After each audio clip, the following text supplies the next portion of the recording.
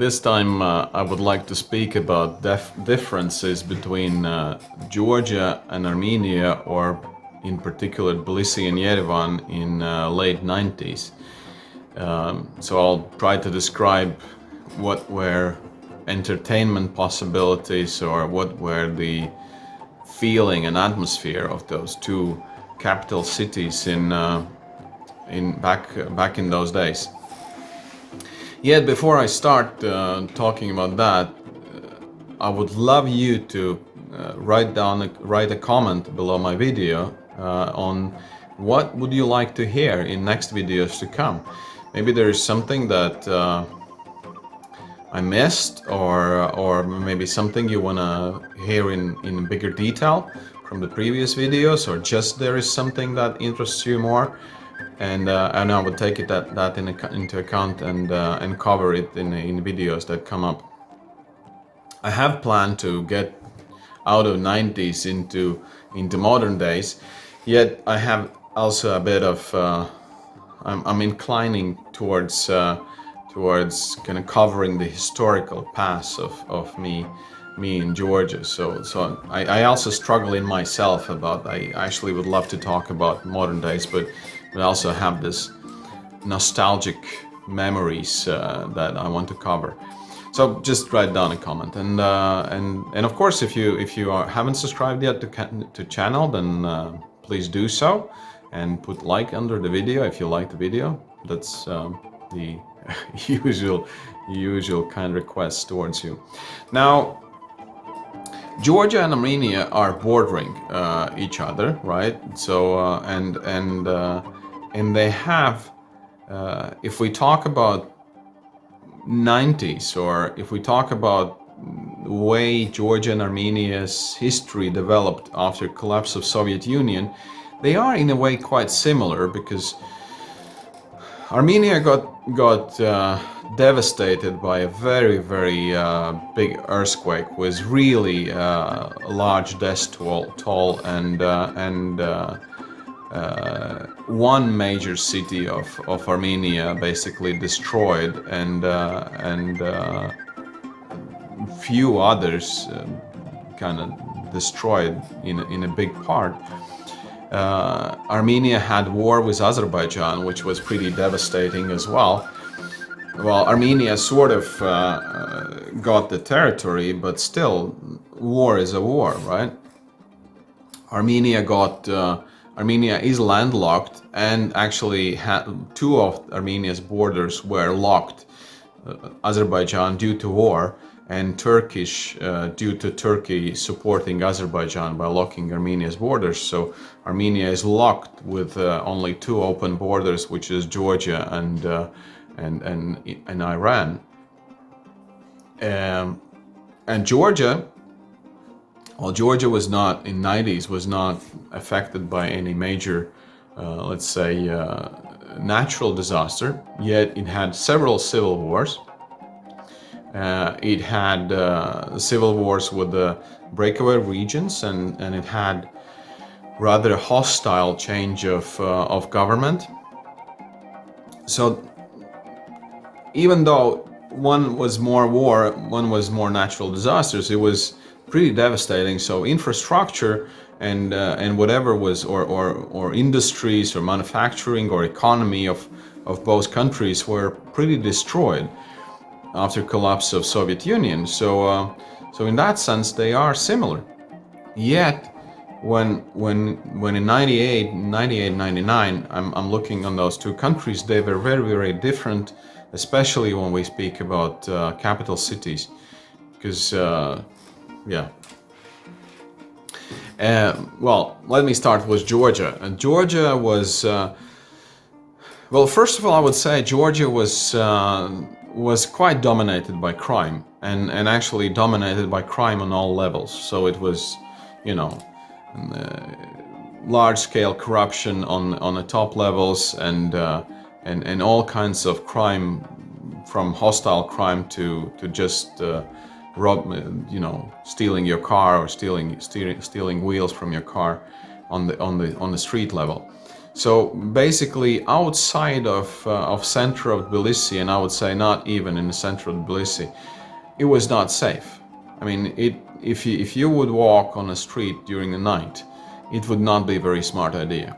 Of course, if you are a group of people and you know the place where, and that makes it more sensible. But otherwise, it was not very safe. It got even less safe when Chechen War started. Chechnya is bordering Georgia, and when Chechen War started, there were some people were kidnapped. Foreigners were kidnapped in Tbilisi for ransom. So there were recommendations from U.S. Embassy not to walk anywhere alone, not to drive alone in your car, and so on, so that you are less likely to be target for kidnapping. So it was not safe. I was basically quite concerned about my family's security, like in a very basic term, security, when we were living in Tbilisi. So you know, my wife was rather apartment locked if I was working, and she was not much walking on the street or far away from apartment. Another thing, nightlife as such was not much existing in Tbilisi, so there were no, I don't know, pubs or bars or there were no place to play bowling or pool or whatsoever. So basically, after the daylight was off, there was not much to do, on top of lack of electricity, right?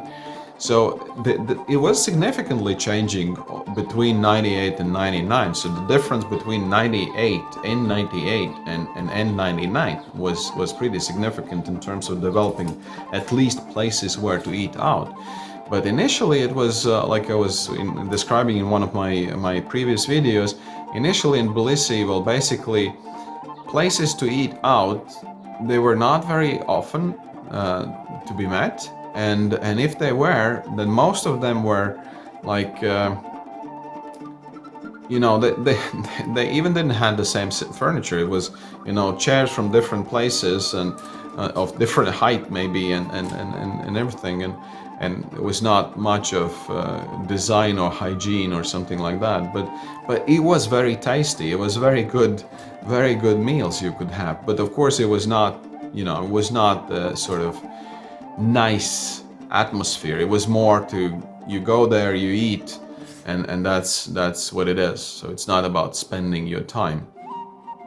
And in many cases you would not probably bring your guests, or you would not go out with your foreign friends to those places. Yeah. And then shopping. Again, it was very scarce in assortment, and like milk. There was only one kind of milk that you could buy in a shop, or you know, it was very scarce assortment. Or for example, buying fruits and vegetables in a shop was like pretty crazy idea, because the quality of fruits and vegetables in shops were not existent, and a meat assortment was very low.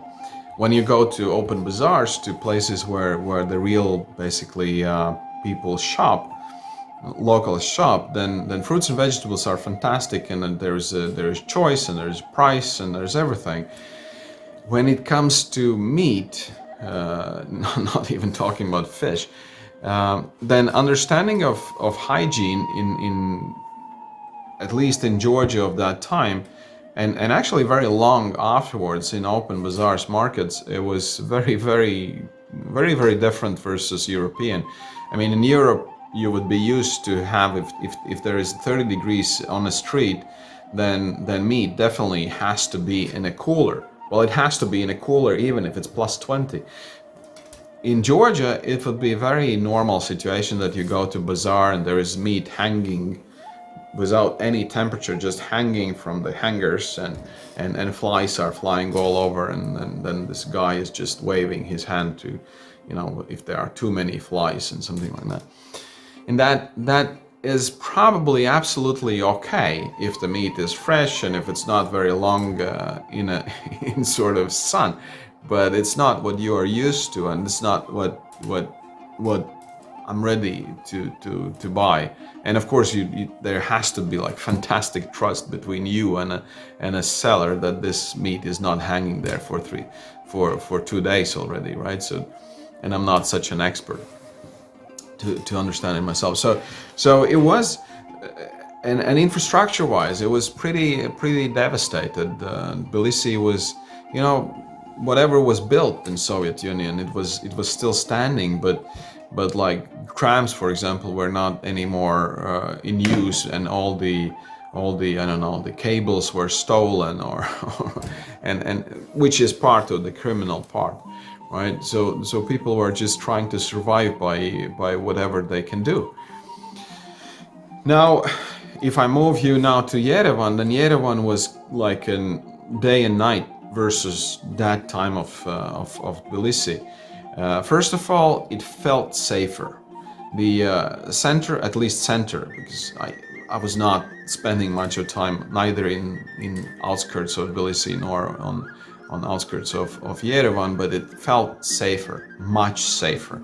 So it felt that you can leave your car on a street, locked, but you can leave. It will not come back, and it will be without wheels, or during night, I mean, and or that you can walk on a street during night. That it is kind of safe. It was not maybe 100% safe. It's not 100% safe even if you walk on the street in London, but still it felt pretty safe and secure. Now, if in Georgia there were no places to eat out that would be both tasty and good looking, then in Yerevan it was massive amounts of places where you could eat the local food as well as pizzas or some French restaurant or something like, or Italian restaurant or something like that. So there was plenty of those places, plenty of shops, much wider assortment of goods that you could buy. A lot of, maybe not everything, but a lot of local production, food production. Maybe not fantastically a lot and in all the varieties, but still you could see that there is a local production in waters and in milk, in bread. So you could see that there is this, or jams and juices, and you could see that there is this local production. Well, my difference, my thing was that in Tbilisi I was living in apartments, so I had to go shopping for food. In Yerevan I was living in hotels mostly, so I was shopping mostly for, like juice or fruits or something like that. But still I could easily find it, and maybe some other stuff that I would be buying in Yerevan. If in Tbilisi it was the feeling was that shops are so afraid that their windows will be broken that they try to have all kinds of bars and whatever protection. Then in Yerevan you could have like big windows with window displays and everything. So the center of Yerevan was, from day in and day out, was getting more and more Western looking in terms of retail. And even though the size of shops was not huge, but still there was this design thing coming in.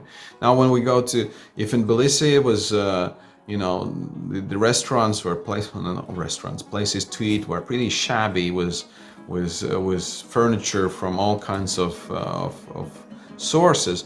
Then in Yerevan it was, even if it was a small place, it was well repaired. Maybe it was not richly repaired or maybe richly designed, but still it was well repaired.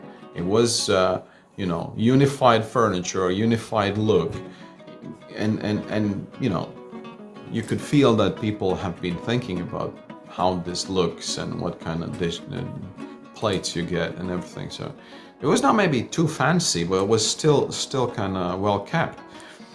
And there was this Proshan Street where you would have the grill places, or barbecue places, one by another.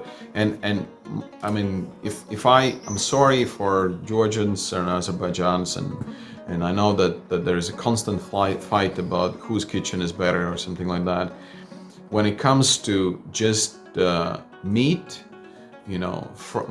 barbecuing meat, I'd say Armenians are number one in Caucasus. I mean, all of those 3 kitchens are fantastic, but barbecued meat, that's where Armenians are the best. And so having this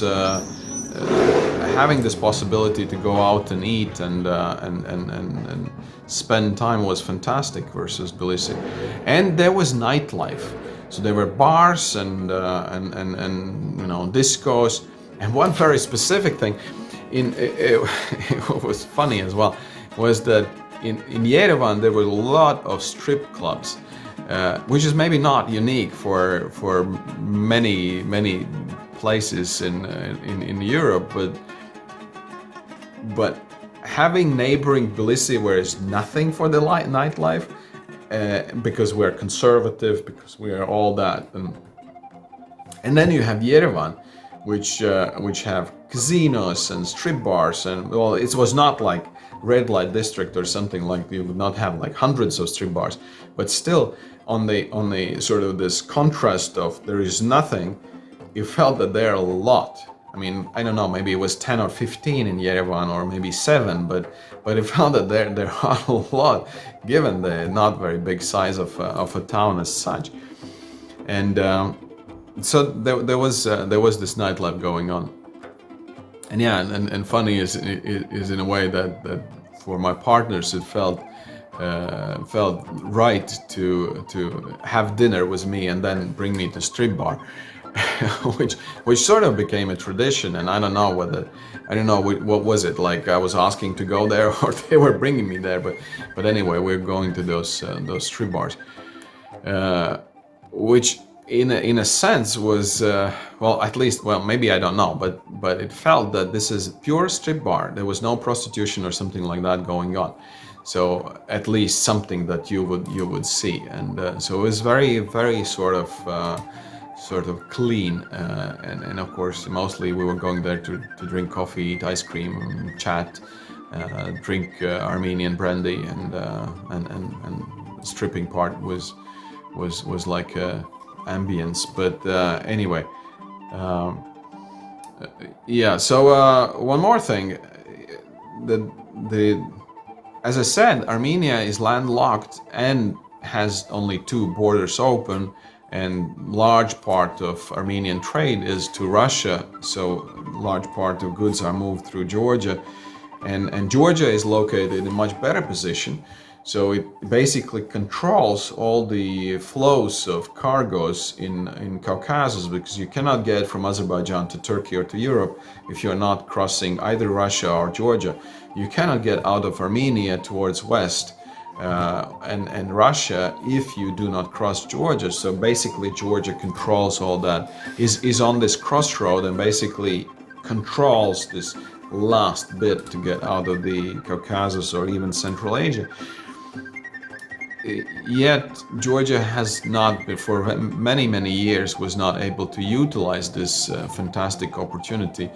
And you would say, well, how come that Georgia is not able to do this and Armenia is looking so much better?